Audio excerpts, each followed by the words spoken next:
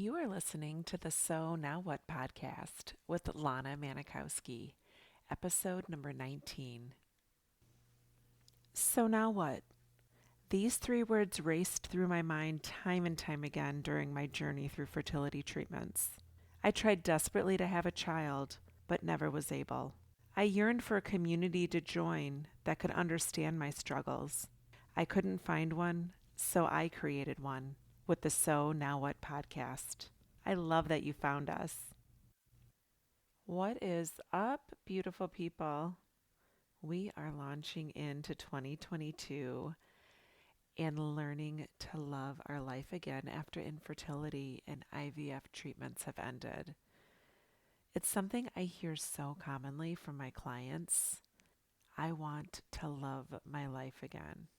I know it sounds so innocent and it sounds so hopeful and healing.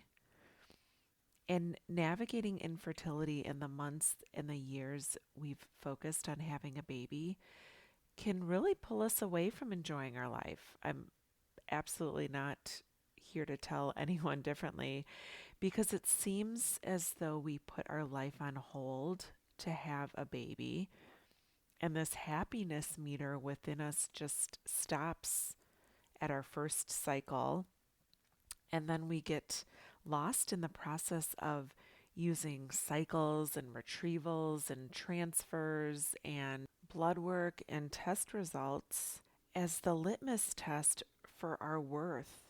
It's what we form our opinion of ourselves off of. And when our treatment ends, we have just this scorecard that we've used to gauge the love we have for ourselves and the love we have for our bodies.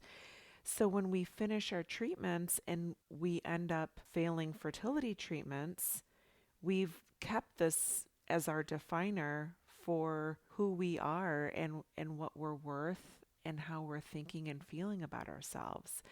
And we just assume that having that baby is what would give us the golden ticket to loving our lives. But it really isn't. It may seem like a useful thought to have and one that seems so true. You'll know if it's useful to you by identifying how are you feeling right now? How are you thinking about your life and how are you feeling about your life? And if it's not the optimal way that you want to feel, you'll know it's because the thoughts that you are choosing. But the great news is you have the ability to choose different reasons for why you love your life. And this is something I probably work on most with my clients in the beginning, is deciding that having a baby after IVF is not your golden ticket to happiness. And it certainly can't be the one thing that you use to determine if you're going to love yourself or not.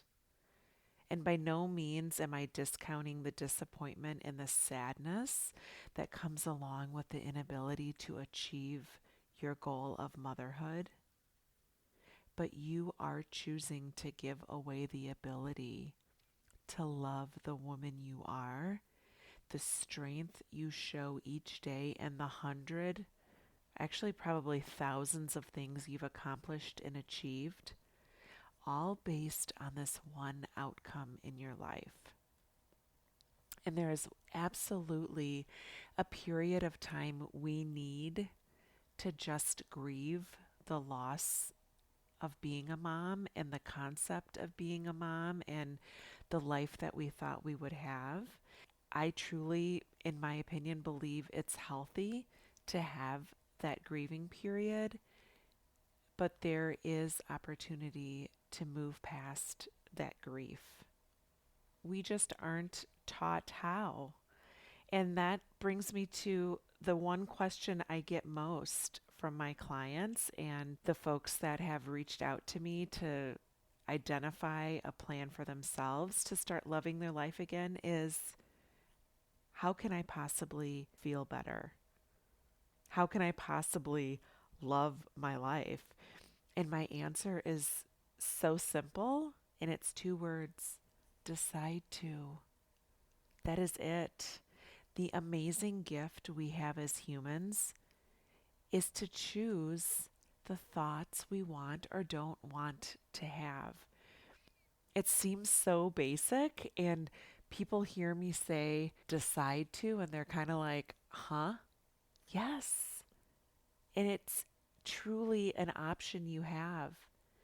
It really is that easy and that accessible to you. We just rarely encounter people that tell us about it unless you're working with a life coach. We just truly don't think that we have a choice in the matter, that you don't have a child and you live the rest of your life without a child and you're just doom and gloom. We have this thought in our mind that that's what our life is supposed to be like when we fail fertility treatments. And when I started working with a coach, I was like, what? I can actually love my life after IVF? I can really love a life without a child? Yes. Yes, my love, you absolutely can. It all starts with noticing the thoughts we have in our mind. And that is the core of my basis of my coaching practice and the methodology I have taught and I've been taught is causal coaching, that the thoughts we think cause the feelings that we have. So that is the 101 in my teaching, and the work I do with my clients. And my clients get so good at becoming aware of the thoughts that they're having. And we commonly start out in the beginning identifying our thoughts when we're doing paper thinking or journaling. If you're new to my podcast, paper thinking is my synonym for journaling. Once you've captured what your thoughts are, you then can get to work on deciding how those thoughts are serving you. Do they feel good when you repeat them? Your body will let you know. Understanding where you feel things in your body is such an overlooked reaction that we have, and a nudge and a notion that we have within ourselves. And that's something else that I work on a lot with my clients. So if you identify a thought and you stand in front of a mirror and repeat that thought to you, how are you feeling when you say it? Is there possibly a tightness in your throat?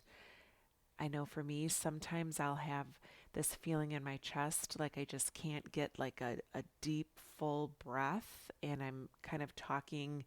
My voice doesn't sound strong. It just sounds maybe a little bit weak and not purposeful. So you'll get to know by how your body feels when you repeat these thoughts to you. Also, how are you feeling when you hear that thought? What feelings come up for you? Sometimes your thoughts are really, really sneaky little suckers. They roll through us and we just think it is what it is. It's just how we think. It's what people who don't have kids think. Anyone who's been through what we have been through would absolutely think the same way that we do, but it is not true because I exist. I have gone from that shift of looking in the mirror and feeling like my life was going to suck forever because I wasn't able to have a child. But I have done so much work, and it's my life's purpose to offer that to you and to the clients that I work with. We have our stories of infertility and we have our stories of childlessness, but we decided that we didn't want to feel lost or helpless anymore. And it all started with noticing what thoughts we were thinking. And next week, I am going to help you start to identify the difference between what is a thought and what is a circumstance. And if you don't know the difference, you're not alone. I had no clue myself. And a lot of times we have thoughts that we just think are facts. They're just things that happen in our life and things we go through.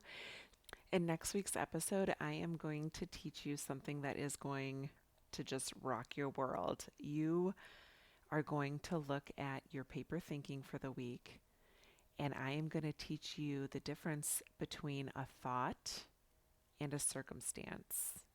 And if you have no clue what I'm talking about, I can't wait for you to join next week. So do your paper thinking this week. Just start to get curious what's coming up for you. Do not censor it. Do not judge it. Never judge your paper thinking. It is truly the mirror into your soul. And if you can write down whatever it is you're thinking and feeling and the things that are going on for you and not have judgment, you will make so much progress and you will absolutely learn to love your life again. Before you leave me, I have a huge favor to ask of you.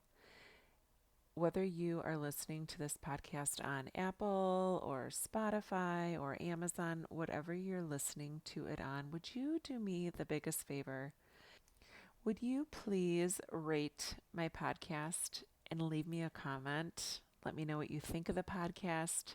You know, everything these days is on algorithms and searches and all that stuff. So the more feedback people give and interact with my podcast, so regardless if you're listening on Apple or Spotify or Amazon, the more interaction I have from listeners will help others find the podcast. And if you found this podcast helpful to you or a friend has recommended it, please just help me out with the feedback.